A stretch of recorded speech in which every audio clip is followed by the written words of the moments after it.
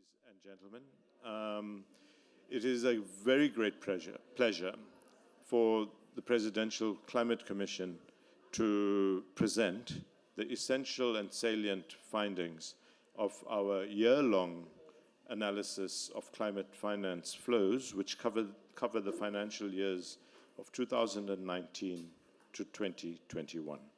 I want to make a few contextual remarks and then hope that I don't steal any of Xavi's thunder as she presents both the data sourcing methodological aspects of the report, but most importantly, what some of the summary findings were. The context we want to present firstly is that this forms an essential part of the PCC's climate finance work. The PCC's climate finance work, and those of you who don't know the difference between the PCC and the JET IP PMU, let me say that the PMU does all of the real work and the real raising, gathering and structuring of finance behind our Just Energy Transition Investment Plan, while the PCC, sitting back in a slightly more relaxed atmosphere, presents the political economy, strategic and climate response framework within which they must do their work. One of the cornerstones, of course, to understanding what it is that needs to be done is, in fact, a measure of and an analysis of reality as it exists. So not wishful thinking about how things could be, should be, and rue why they are not the way you'd like them to be. A starting point for us is to measure reality as it stands. And therefore, my executive director, when I understood nothing about climate, a little bit about finance, asked me to take on the role of head of climate finance. He immediately gave me my first KPI, and he said, referring to another report that had been produced in 2021, this is what we need because it gives us the empirical base from which to understand what is happening in reality, and the empirical base from which to then do other work that is related to how we mobilize and scale up towards the just transition in general, and in the short term, the just energy transition as we partner with the JET IP PMU to achieve those objectives. The second piece of our work is obviously advocacy and assisting in actually enabling the flow of finance in a mobilized manner, in a scaled manner, and to find the appropriate mechanisms, both international and domestic, as we endeavor to reach appropriate blended forms of financing that flow towards our carbon outcome initiatives and aspirations, but at the same time, to do it in a just way, which is at the heart of South Africa. I want to provide one proviso. This climate finance landscape report has not fully embraced the nomenclature of just transition. And in this pause year, in 2024, we will, through a very deep and consultative process, elaborate what we mean by just transition and therefore categorize elements within mitigation, adaptation, as well as resilience financing, what just transition financing looks like. So it is not a weakness of the report, it is just that we did not have the definitional framework within which to explore it, but we promise that that is going to be a critical part of the work going forward. My last word is that we also launched yesterday for public comment something called the Just Transition Financing Mechanism Recommendations Report. That, for domestic, I suppose, as well as international commentary, is going to be open for public comments through the holiday into around about the end of January, and that also is going to provide, I think, a fairly interesting categorization of the kinds of flows that we want to measure going forward, but more importantly, it creates the platform and the framework within which to ensure that both our JET IP as well as our broader just transition do not leave people behind, and that those difficult to finance, model, and elaborate projects, either because they are small in scale or they have marginal internal rates of return, don't get left behind just because the conventional or the established financial sector and architecture does not know how to handle it. So with those words, I'm sorry I've taken a few more minutes than I wanted to, but I'm going to hand over to Xavi Mittel, who is from the Climate Policy Initiative and has been, together with Green Cape, the foundation of the technical skills that were required to pull this process together for international as well as domestic flows, and we look forward to a continued partnership. Last word, CPI is also involved in other landscape mapping processes. They've recently launched a State of Africa Climate Finance Landscape Report, and much more recently, in the last few weeks, a State of Global Climate Finance Landscape. And all of this together, I think, gives us the degree of granularity that we need, so that when we talk about global climate finance, where it is flowing to, where it's coming from, we actually have an empirical base from which to do it, and we are very proud that South Africa also contributes to this empirical gathering of evidence for regional and then global assessment of flows. Shavi, the floor is yours. Thank you, Deepak. It's an absolute pleasure to be presenting the findings of our South Africa Climate Finance Landscape Report. And a big shout out to Green Cape, our local partners who couldn't make us, but hopefully they're joining us virtually. And of course, PCC, ACF, and AFD who kind of commissioned this study and funded this study. Just diving straight into all the nerdy stuff right away. So what you see here is a climate finance definition that's put up by the South Africa Green Finance Taxonomy, and this is what we've been using, so hopefully there's no trust issues on the numbers that we present.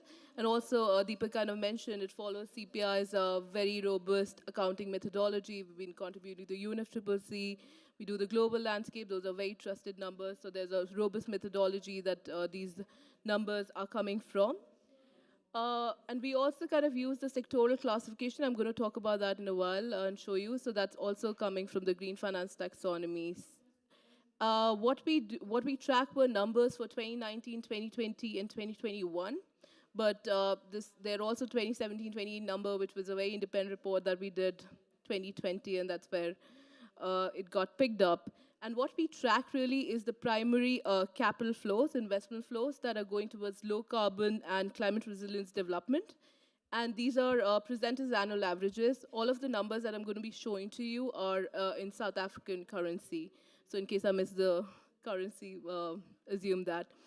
What we don't track, and that's a bit touched upon by Deepak as well, what we don't track is secondary market transactions, transition finance, disbursements, guarantees, but these are really potentially the future areas where we're going to be working on in next year as part of a capacity building exercise with PCC.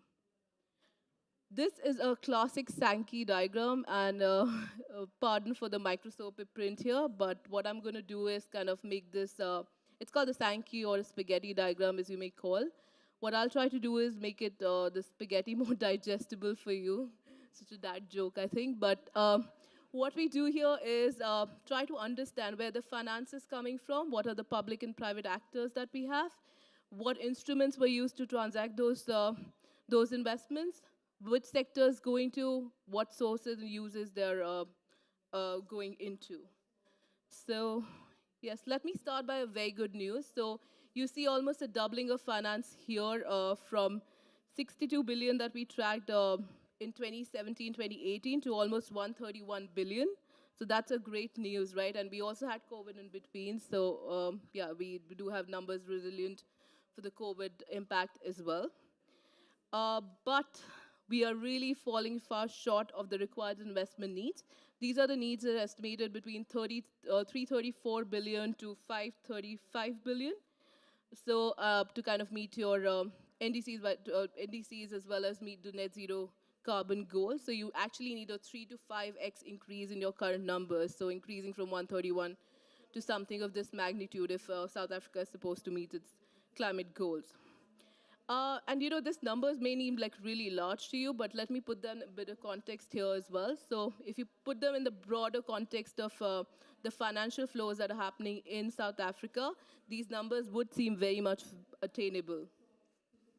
So here, just to give you, won't go all of them, but just want to give you like 3 institutional investors alone in South Africa possess a staggering 200 billion in shares and bonds in coal, oil, and gas companies.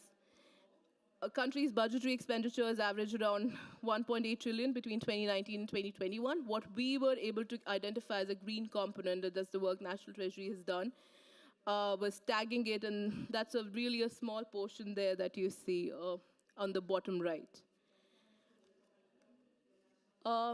Coming to the sources, the different types of sources we talked about, domestic sources account for almost 91% of the climate finance flowing in Africa. And that's really South Africa really leading by example, I could say so. This emphasized the importance of cultivating domestic enabling environment with greater levels of assurance to investors. And also we have seen reports where it's being said that almost 50% of the needs of emerging economies will be met by local sources. So that includes your public-private institutions and domestic capital markets. So yes, South Africa is really walking the talk, if I can say so. And these are numbers that shows split by private and public actors. So majority of the finance, almost 86%, is actually coming from private actors. So think about commercial banks, institutional investors. Whereas the public finance stands around 14%. So this is the finance that's coming from your development financial institutions, multilateral, bilateral, national ones, and also the climate funds. So that's a relatively 10 billion around numbers that we're looking at. And this is sort of interesting because if you see the public-private split, so what this slide shows you the comparison across CPR several reports that we have simulated the information, and you see the South Africa. Here, the private sector is, as mentioned, at 86%, whereas for all the other economies you see, even globally, it's under 50% on the top one that we see here. So yeah, that's a good news. Then talking a bit about the split by mitigation, adaptation, and dual benefits. Mitigation accounts for a majority of the climate finance in South Africa, so it's almost 81%, predominantly going to clean energy, and rightly so, but also, yeah, it's more commercially viable sector. It's perceived as a commercially viable sector. And this, again, an adaptation is sort of lagging behind substantially with just 12%. And dual benefits 7%, which is basically any activity that's kind of addressing both mitigation and adaptation. And this is actually, I just want to point out, maybe that's there on the other slide. Do we have a mitigation split? Yes, we have a mitigation split. So if you go to the bottom of the split, just the lower row, then you see the comparison with adaptation. So Africa on a whole had almost like 39% going to adaptation, whereas if you see South Africa is just 12%. There are other, if not like completely comparable economies, it's still much higher. So a lot more needs to be done on the adaptation as well. This slide gives you a bit of sectoral split. So we have clean energy, as I said, and this is for the private sector, just trying to understand where the private sector finance is flowing. Clean energy account for majority of the share, and then also we had the energy efficiency and demand-side management, which received another 19% of the finance. We do see a bit of affluent sector investments by the private, so kind of shows again, the feasibility or commercial viability of affluent investments as well. So that's like a sort of a bright spot. Next slide is about this, just telling a bit of sectoral split by public actors. Again, clean energy kind of dominated those investments as well. And I think probably as energy sector stabilizes, there's sort of need to reprioritize and scale development and concessional finance into a lot of other hard-to-abate sectors, so being a bit bold in your investments as well. This slide tells you the instrument breakdown of the finance that we track, of the 131 billion that we track. So debt emerged as a predominant financial instrument for climate finance, mainly coming a lot from commercial banks and additional ones stemming from, additional 22% stemming from institutional investors.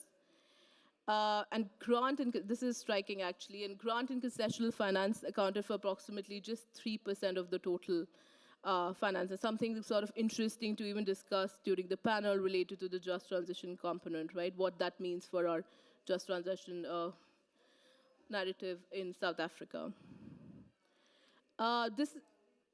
Probably I'll skip this slide, but yeah, just also want to say that, of course, we have improved the data coverage over the last 5 years that we, like over the last report. But there's still data gaps that persist, and that really points us to better data tracking, better reporting, better transparency. So we do see some data gaps around private sector adaptation. It's very difficult to kind of adapt that. There's no mandatory reporting yet, so there's where we see the gaps. So I think the yellow ones are the ones that we see sort of limited reporting, and we can talk about the data transparency aspects also. Next slide. So what we did also part of the report was to kind of do a sectoral assessment of barriers, what's kind of constraining investment in these sectors. And I'll probably skip this one and not go into detail because I know this is going to get discussed in the panel as well. But we found the regular ones here: limited risk appetite in venture capitalist space, mismatch of funders and funding requirements, better showcasing of investment-ready pipelines. Also, perception risk being high for a lot of other sectors, and that's not getting, and that's kind of going along with the fact that, grant and concessional funding remains limited in South Africa. And then, of course, forex risks and institutional capacity. This is a slide. This kind of summarizes briefly a bit about the recommendations that we had in the report. A lot relates to data transparency, reporting. I'm going to cover a few because I think they could make a good conversation for the panelists as well. We need sort of better tracking. I think it goes without saying. I showed you the slide that shows a lot of data gaps there. So we need sort of better tracking and reporting and transparency across sectors and actors. So, of course, I mean, we also want to give a credit to National Treasury, which has kind of made substantial progress on budget tagging, because this was not there available until the last report that we began in 2020. So kudos to them as well. PCC also has proposals on, and they're kind of working on just transition tagging mechanisms, are in process. I think they finalized. I don't know the exact status, but we are thinking about that, how to do that, and integrate, I think, hopefully in the subsequent reports in whatever capacity we can. We also have the green finance taxonomy alignment of, basically, this is a conversation that's been happening around how aligned South African green taxonomy is with other taxonomies like EU and Europe, etc. And then also, I think one gap that remains is incorporating gender equality and social inclusion considerations in climate budget tagging, a crucial element that remains limited. Don't have a slide here right now on gender, but we try to do that, and it's very limited data that we have there. I think 5 or 10%, probably 5, 10 is also overestimation. 5% was the data of the total tag was actually gender tagged. So we don't know what is happening and how else we're going to make those gender responsive policies. And just on the finance side, I want to complete here is, of course, we need scale the pipeline of investment-ready, low-carbon and climate-resilient projects. We need prioritize and scale concessional finance to kind of being bold and towards very hard-to-abate sectors. Risk-sharing mechanism, innovative financing instruments. We'll be hearing all these words a lot, so we'll be probably hearing more of them as well. And then the last but not the least, and the important one, is about capacity building and alignment, which must be really the center point of a coordinated effort from all the stakeholders. So I hope this has given you enough fodder for today's discussion. But just before that, I want to pass on to the panel. Just want to also say that, CPA and myself have been working extensively on national tracking work and, global trends. And we really think that South Africa is much ahead of the curve. Whether you talk about the green finance taxonomy, probably one of the few African countries who have that taxonomy, the ongoing JETP, et cetera, and being able to see like almost 90% being mobilized internally. So those are like really good bright spots. And yes, we kind of living in, probably do I have a slide there? Yes, I think this is a slide I want to leave you with, just trying to say that, it's a complex adaptive system that we have in South Africa with very diverse and autonomous agents, which are sort of interdependent, interlinked in a lot many ways than we can imagine. And I think what is really needed is sort of this coordination together. This is a nice puzzle that's sorted, but we really need to bring that together. Maybe we should have segregated the graphic here. But yes, we sort of need that coordination to kind of ensure that the whole is sort of bigger, better, and larger than the sum of its parts. So with that, I pass on to Deepak. Thank you so much. Okay. Thank you so much. Thank you, Shavi. That was a whirlwind tour of a report that is really comprehensive, really detailed, and methodologically, in my opinion, one of the soundest pieces of work that has been done recently in South Africa. I'm going to pass this around, if you don't mind, because it contains the QR code, and I do encourage all of you to download, and on your iPhones or other tablet devices, please keep it as a referential material saved on your files. I think it's very powerful work, and Shavi, you've done a great job in taking us in such a short period of time through the essential sort of parameters of what we found in a very coherent and comprehensive project and report. I am so tempted, of course, as colleagues know, to just jump in and make my own points, but I'm going to hold the horses, my horses. And what we have now are 3 pre-chosen respondents. If I can ask you to confine yourself to between 5 and 6 minutes in your responses, it would be great. And I did give a preview of the report to some of you on a selected basis, not Salim, because he's so quick and agile on his feet that he did not need preparation. But I'm going to start off with you, Salim, to reflect, particularly in the context that the African Climate Foundation, of which Salim is executive director, has done a lot of work, not only in South Africa, but over the years, Salim, as well as a practitioner of climate and environment, and more recently, finance. ACF has also commissioned work on capital markets recently with very interesting findings, and I'd like you to reflect on the findings of this report in that context, perhaps, or I'm going to leave you free to decide the context that you want to talk to. Thank you. Can I speak? Yes. Can you hear me? I'm not buying you a drink again. I thought the report was excellent, and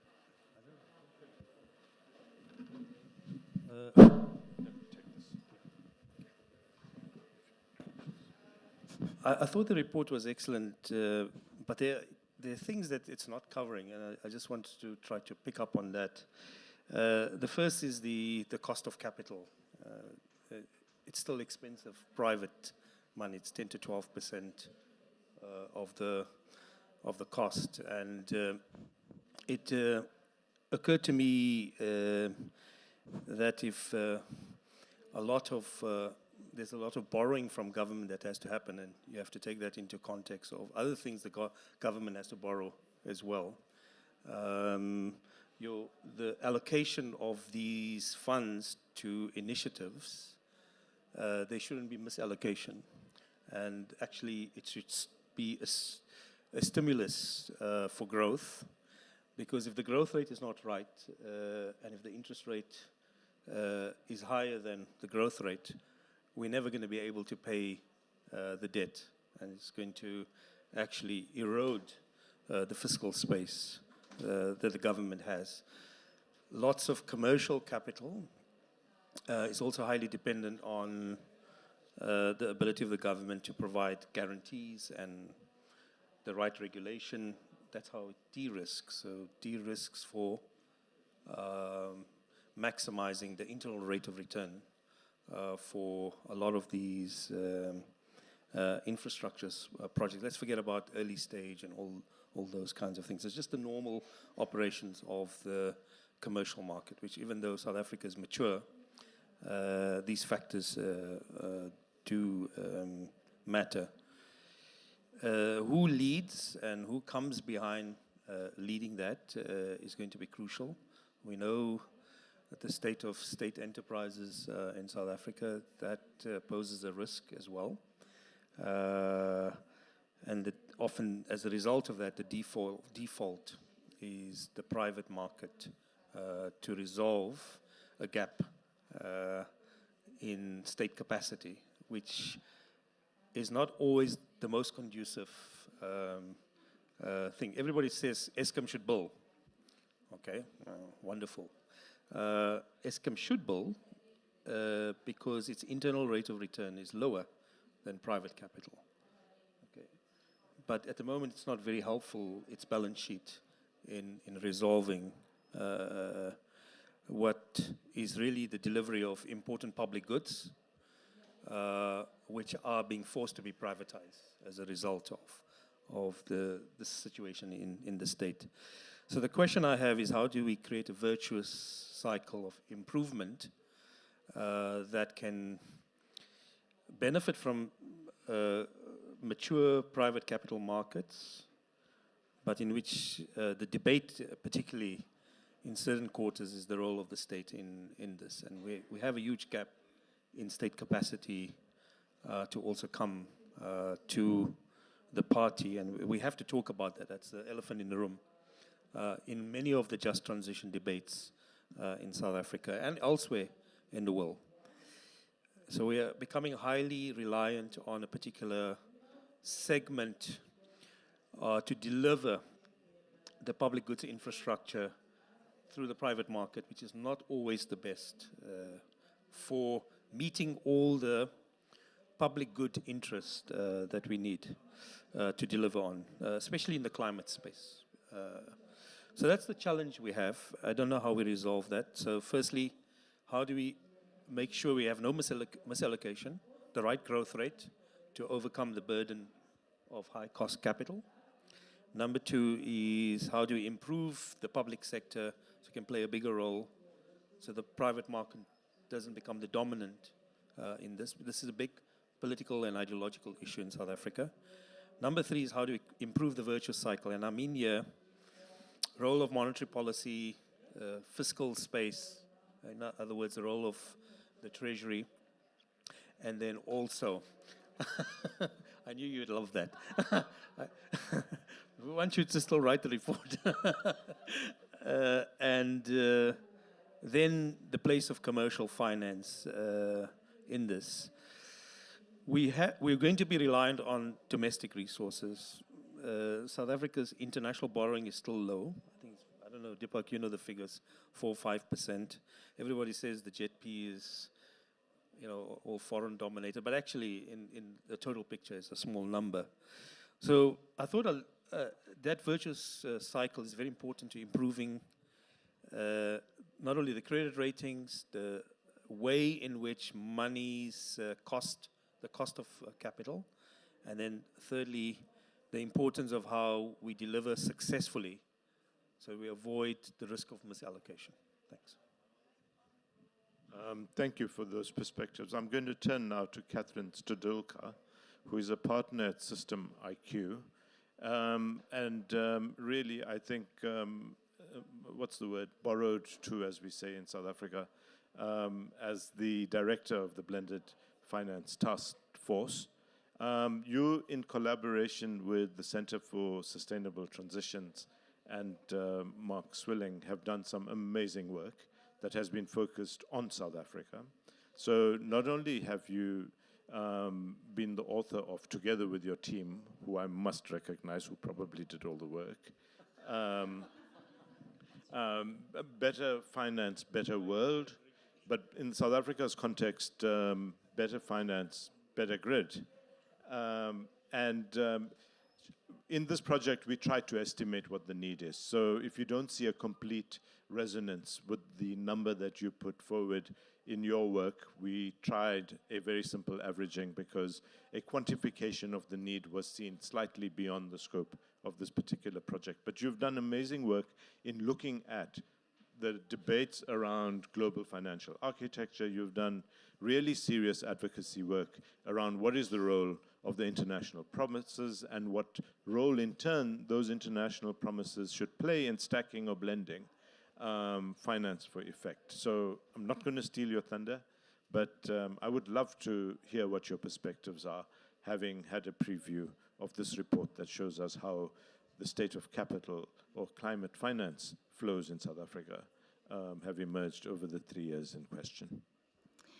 Well, it's a huge privilege to be on loan to the South Africa Pavilion as well. I really feel privileged, and I'm not sure I ever imagined I'd be on such a panel. So it's an honor to be here. Thank you so much for having me, and I have to acknowledge the brilliant, brilliant work. You can see texture all over my fingers because I've been marking up and making notes and asking questions. not only to the amazing report that we have in front of us, but also what it means in the context of COP. And that's the context that I'll share a couple of reflections, if that's all right, Deepak, because it has never been so important at COPs before, or at least the COPs that I've been to, this emphasis on transparency and accountability. And that's the first theme that I really wanted to pick up and congratulate you on the brilliant work. Because as Deepak alluded to, the people in the leadership plenary are lying to most of us. The data, let me just repeat that, they're lying. They're making commitments, they're making pledges, and they either have an intention to fulfill and no mechanism to do so, or, as the cynics amongst us will suspect, they have no intention to fulfill. They've got some ribbons to cut, some panels to join, and some announcements to make, and it is the work of CPI and the brilliant work of this collective panel in bringing light on where capital is flowing and who is making commitments and where those commitments are actually being delivered on, that I think this report really brings to light. That's important because the number is a 75% of non-commitment. 75% of pledges for climate finance don't actually get deployed. It's a terrible number, and it's probably reflective in this report with the high rates of domestic capital mobilization, because most people would say, oh, we're donating the 8.5 to South Africa, and so South Africa is getting loads of international capital for climate action. And in fact, that sort of 90-10 roughly split between domestic and international capital is a signal that actually South Africa is financing its own climate action, which is to be commended, which is to be acknowledged in the context of South Africa's sophisticated capital markets, and which is to be learned from, because as we've all heard a number of times over the past couple of days, including from Presidents Ruto, Prime Ministers Motley, President Petro of Colombia, President Lula of Brazil, there is an urgency and a need for learning, because we have to go fast, we all know that, but you only go fast if you don't make the same mistakes of others. And so understanding that high domestic capital mobilization in the climate finance context of South Africa is key, especially for other countries who are looking to increase that ratio, trying to understand how pension capital was able to come into energy infrastructure, for example, what rules needed to be changed, what capacity needed to be built to understand the risk profile of these types of assets. And so, of course, that has to be said in the context, as Salim mentioned, of whether you want private sector delivering public goods, and I know that that has a very specific context in South Africa as well. Nevertheless, if there is a reliance on international capital to solve for climate action in countries where there tends to be little context of that international capital and little collaboration around the design of that international capital, we will not see the just piece of the transition. So I've talked about, of course, the emphasis on accountability and transparency, really in a context of a pledge fest here. And so thank you for the important work. I reflected really on this domestic capital piece and what other countries should be learning from that high rate of investment in South Africa's climate transition. But on that domestic capital piece, it would be really interesting to also understand if there's a shift towards real assets and real infrastructure. We know that investing in low carbon, sustainable, equitable infrastructure, resilient infrastructure is going to be one of the most important ways to deliver the Sustainable Development Goals. So not just climate, but people and planet. And unfortunately, when we look at the high rates of debt and when we look at sort of capital market instruments, what happens is you can see a gap in investment in real infrastructure, which you would expect pension funds, you would understand pension funds tend to shy away from, because they don't always have that as a priority or mandated asset class. And actually a lot of the learnings that we have done over the past couple of months with many people in this room around domestic capital mobilization is looking at how to increase the rates of local savings into local infrastructure, which I think speaks to, Salim, your point about the almost democratization of ownership of local infrastructure, especially climate resilient infrastructure.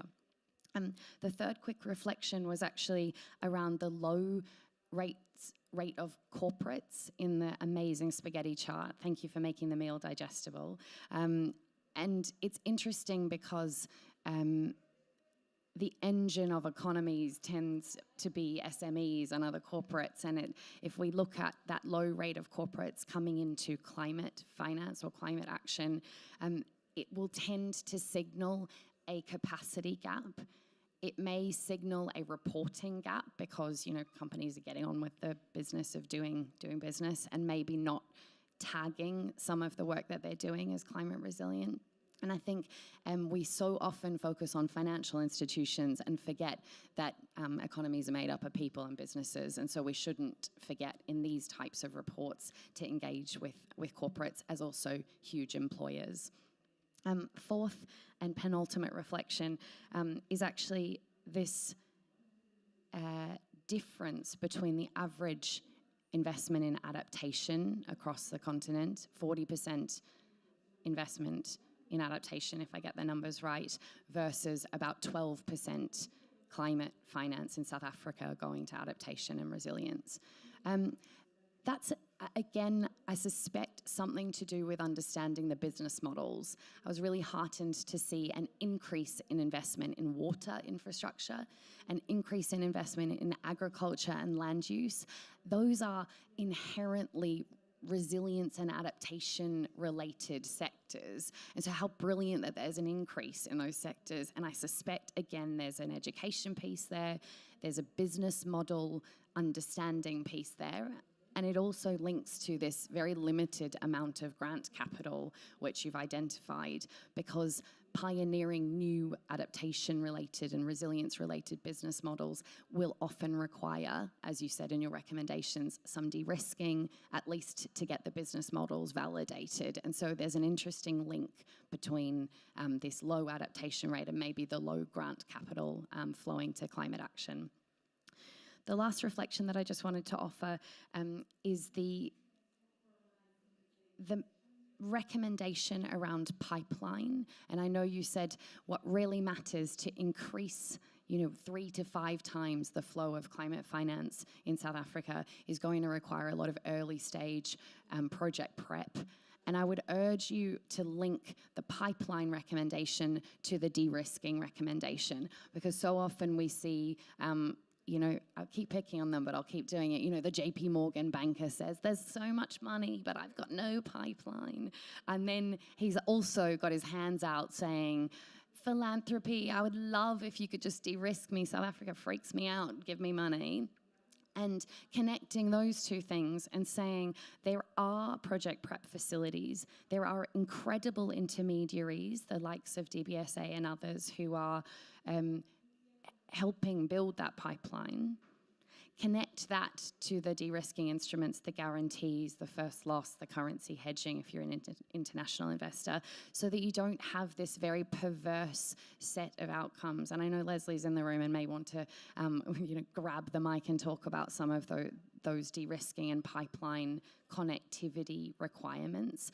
But we never solve if we only solve for a bit of the system. And so I will finish there to just acknowledge what a systemic lens you have taken with a C, no pun intended, so sorry guys. Yeah, no, I didn't mean it. No, but really to congratulate you, particularly CPI. I can see you, see you've got a fan club all around you here. It's a brilliant, critically needed report. We need more of it. And this emphasis on making available what's actually happening and understanding that before sort of solving for silly solutions is absolutely critical. So thanks for having me here and thanks for the preview. Thank you very much, Catherine. You've used up all of your time, but you've also given, free of any charge, food for thought as we go through this year in perfecting. And it's an ever-perfecting, let's just say, process that, as you know, data collection needs to be continually improved. Neil, that leaves you with about 5 minutes to give us your reflections, but you're at the cutting face of responsibility, I would say, to not only find an adequate way to deploy the 8.5, now I think 10.5 billion that has been pledged as the partnership for the JET-P, but also closing the gap. How are we going to finance the gap, given what we've now seen in this report? Thanks, Deepak. And that last description that you gave made me think of a way to distinguish between the PCC and the JET PMU. Maybe you can think of yourself as Wall Street and then we Main Street. Right? And we can elaborate on that later. And I have the suit. You look more like the Spaza shopper.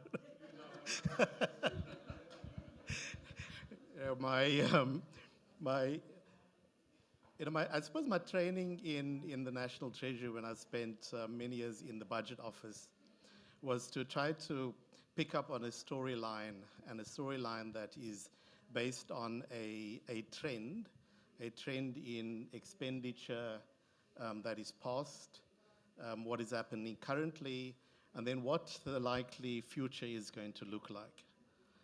And so when I picked up on this report, I also looked at the 2017-2019 report. And I think there's a nice storyline, 2017, 2019, this report, and then also the financing that we've set out in the JET investment plan, and also now in greater detail in the implementation plan. And there's, I think, lots of interesting things that are happening. On grants, 2017, 2019, and the current report, not much of a shift in terms of the proportion of total spending and also the proportion of budget in grants. And the story there, I think, is that South Africa is and has not been typically a grant recipient country. Grants have always been a very small proportion of public expenditure. With the political declaration and the IPG offer, we should see in the next report a very significant shift in the grant allocation. I mean, we're currently sitting on just over 700 million US dollars in the grant allocation for the JET investment plan. And I see Joanne is in the room. Joanne thinks that by 2024 we can take that number up to 1 billion, and I think that is very, very realistic. The funding platform that we have included in the investment plan, where we are going to be matching grant makers with project originators in order to get the grant money flowing, should see in the next report the grant number increasing. And then on concessional loans, I mean, in 2017, 19, and even in the period covered by the current report, I mean, concessional loans wasn't, for South Africa, a big thing in climate financing. But the political declaration is expected to shift that with the pledges that have been made by development finance institutions of the French government, the German government, and also the African Development Bank, and then the World Bank's participation in the accelerated coal transfer. But we're going to need to find ways in order to unlock those concessional loans. And those concessional loans, if we find the way to unlock them, I think are going to bring about some interesting flows and deployments, and may require new categories in the next report that is developed, and that may be in this category of highly concessional loans, from climate investment funds, right? Because I think they are qualitatively very different to your typical concessional loans that would come from the World Bank and the African Development Bank. And if the call is to increase the quantum of those highly concessional loans, I think it's going to be important that that category gets created. And then on commercial debt and equity that is tracked in this report, it looks very similar to, as a proportion, to 2017-19, and certainly going into the next period, especially the period covered by the investment plan, I think we're going to see that consistency. But the story there is that the enabling environment has been created for those investments to be made, largely through the Renewable Energy Independent Power Producer Program. And then all those, private investments, if we're going to track it, that households and businesses have made in solar installations, and also that very impressive number of the amount of imports of solar panels into South Africa, about 3.4 gigawatts, which is equivalent to, I suppose, one of our better performing coal power stations. And the other interesting thing is that that increase is second only to the entire European Union as an increase, right? A percentage increase. So I think going forward in thinking about this sort of storyline and what the JET IP and the mobilization of financing from the international community is going to mean for that storyline, is that we increasingly going to be blending. So I think the shift from what commercial is currently, the shift from what concessional is currently, into more innovative ways in which we find to unlock some of this financing, bring about those new categories. And also, how do you then track where grant funding is used to de-risk, right? Where do you put it? Do you put it under grants, or do you put it under a very different category? So I think the storyline, consistent, 2017, 2019, the current report looks very similar, but I think there's going to be very significant shifts in the period that follows. Thank you. Much for that, Neil. In fact, what we're looking forward to, because it's 19, 20, and 21, it is COP declaration at Glasgow, pre-political declaration at Glasgow, and definitely any impact of the funding that was pledged. It would be very interesting to look at how those funds flow. The other thing is that it's only 2% of the total capital flowing that was of a blended nature. And I think we've all beaten the drum over the last year or year and a half that the interplay between the various types of risk appetited tranches need to find their way into enabling the financing and the scaling up that is required. Welcome, Jeremy. Jeremy is the chair of the Blended Finance Task Force, so you're here in force. Also welcome Darshan, director at CPI. But in the very little time that is left, I want to pounce on my friend Leslie Marsdorp, vice president at the New Development Bank, who more recently, I think, the bank, not just you, have been grappling with some of the issues related to how to enable development and concessional finance flows in a manner that suits domestic needs. So I'm not sure if there's a roving mic, but if you don't mind, Leslie, I can ask you to come to the podium, but please 2 to 3 minutes before I ask my boss to summarize. Maybe you can get up and I'll take the Let me join the others in complimenting you on this report, which I think is very timely. And as you know, COP is really about, setting out roadmaps, but it's also about stock taking. And I think having numbers and having this quantitative data is very, very helpful. A number of the findings that you have presented intuitively is not surprising. I've not read the report, but intuitively it makes complete sense. As you know, development is all really about local and domestic resource mobilization, so it's always going to be the highest proportion in every country that most of the funds for climate and in general for development will come from domestic sources. However, there is clearly scope and space for more international financing to flow. And in that regard, I think we probably have the most enabling environment today for a more coordinated effort to come from the development finance community. You might know that the G20 came out with a report called MDB Reform Agenda. Now, a lot of other positive developments. The World Bank has got fresh leadership. And AJ Banga, in a number of his talks he's given here the last few days, he's indicated that he's making top priority this idea of creating more of an MDB system. In other words, for South Africa to engage with the new development bank, with ourselves, with the Africa Development, with the World Bank, in a much more systematic way. At the moment, we all function as individual institutions. We have our own individual risk appetite statements. We each have our own climate finance targets, our own loan pricing methodologies, and so on. There's now a solid effort, and it's codified in a number of documents led under the G20 process, which I think will take the development finance ecosystem forward in 2024 and beyond.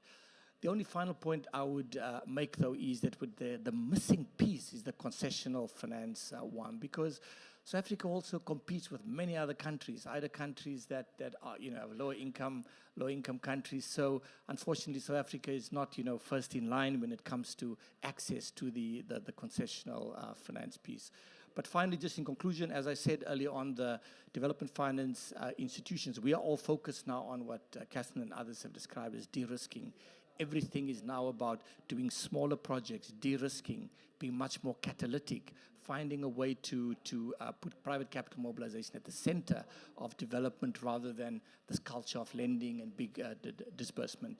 Overall, I mean, this COP has injected a lot more positive momentum into this process, and well done on the report. Thank you.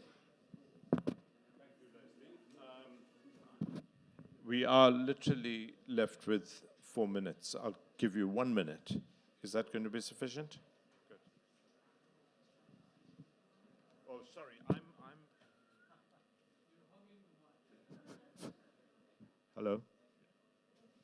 Thanks very much. Looks like a really interesting report. I just had a quick kind of follow-up on the focus on de-risking as the recommendation, because my reading from the report is that actually there's a whole lot of private finance that's in the form of loans. It's there, it's in clean energy. And actually, I also remember part of the report with the Blended Finance Task Team, one of the recommendations was that actually we don't necessarily need to de-risk private investment in renewable generation, because that's there. So I'm surprised that like this, de-risking is being recommended kind of almost uncritically, because I think there has to be a difference. That de-risking of private generation of renewable energy is actually not necessary. We need to focus on kind of supporting other forms of investment, particularly where our kind of investment is so loaded in loans, which we can't really celebrate because that's not a win for climate justice. So yeah, I just kind of a question around that. And then I had also a follow-up on whether kind of why is South Africa's climate finance so heavily kind of in the form of debt compared to other African countries. So I had a quick look at the report, and it looks like other African countries and other levels of debt. And so why do you think that is? Thanks. I made the point at the beginning that this report is simply trying to state what is in reality on the ground. Some of the recommendations that emerge from it point to mitigation and renewable energy being, if I may choose a word, being cherry-picked by the private sector for investment. So to the point that you're making, no, there's no intention at all to argue for a further de-risking. We believe, at least I believe, that the REAP rounds have adequately de-risked the IPPs. The de-risking is about the other project areas where capital is not flowing to naturally. And the final point, before I hand over to the executive director, is that the problem with the debt is that there's a debt capacity issue given the size of the balance sheet of our banks, which are capital adequacy governed. And unless we find mechanisms to have this virtuous flow into the longer range savings and pension fund markets, we're going to find that the capacity of our debt books across both the corporate sector as well as the banking sector is quickly going to be utilized and be full.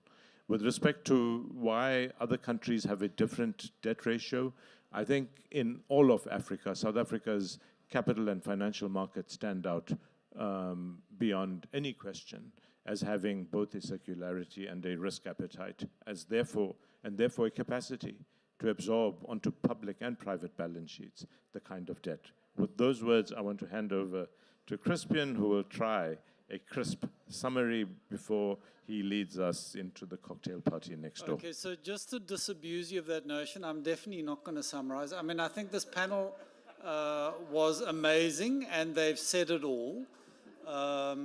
So, you know, my job is fairly simple. This report is, I think, profoundly important. I mean, it's the pre-JET-P baseline, essentially. And, you know, it bears restating. You've got to be able to define it in order to measure it, and you've got to be able to measure it in order to track it, and you've got to track it in order to know where you're going. And what this report does is very pointedly show us where the gaps are. So I think it's going to be read and discussed and debated way beyond just this forum here. So, you know we're not putting enough into adaptation. There are critically important sectors around food security and water security and infrastructure resilience that are not being financed at the scale that's coming. So adaptation is the big sort of unfinished business for us as a country. And, you know, we've been talking a lot about jet investment plans. We need an adaptation and resilience investment plan going forward. We know that we're not achieving the scale that we need. Salim raised the cost of capital. We're not blending sufficiently. We don't have enough grants in the system. So, you know, I think there's a whole lot of work that comes out, and the report points to the kinds of systemic reforms that are needed. You know, how to tag stuff properly, how to bring the just dimension in, how to manage forex and project risk, how to build out the pipeline, how to match, you know, demand and supply sides. So, very good report. Well done to the team that produced it. Well done to you, Deepak, for leading this process. I want to give a shout out to the working group of the Commission led by Sharmini that oversaw this project and nursed it into existence. And, you know, just to reassure you, as Deepak said, next year we're sharpening the methodology. We're going to interrogate it a lot more. We'd love more input into that. How can we improve this? And the year after, we're doing another report. So thank you for coming tonight. There's a cocktail party, as you know. We're standing between you and the drinks. So, you know, please enjoy yourselves.